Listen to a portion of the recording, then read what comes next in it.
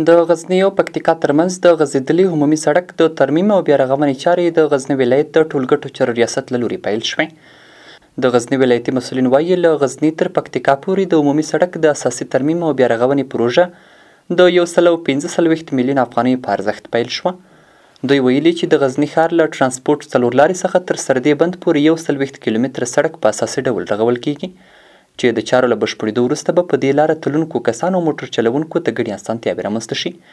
با وجود آورده به خاطر عبور و مرور خوشبختانه سرک از طرف وزارت فوایدنامه به قرارداد داده شده که بعد از تکمیل کار سرک انشاءالله مشکلات عبور و مرور باشندگان دو ولایت که ولایت غزنی و پکتیکا می باشه حل خواهد شد.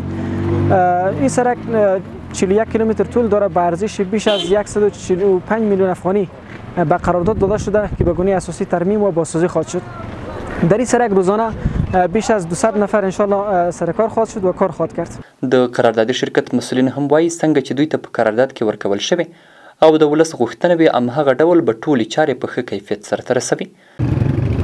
دا پروژه چې د فایدنامې د خانه د شرکت ګټلې ده او موږ مکلف یو چې باید هغه پروژه په یوه کال کې مکمله تکمیل شي او کوم قرارداد چې موږ کړی دی او کوم ډراونګونه هغه سپیسیفیکیشن چې موږ ته راکړل شوی دی چې په هغه کې د دغه پروژې هغه کیفیت بیانوي. موږ مکلف یو چې دغه پروژه په هماغه کیفیت باندې تکمیله کړو. انشاءالله دغه ولس ته دا وعده ورکوو چې په خپله معینه وخت کې او په همدغه کیفیت د موادو باندې او دغه پروژه په خپل وخت کې موږ مکمله کړو.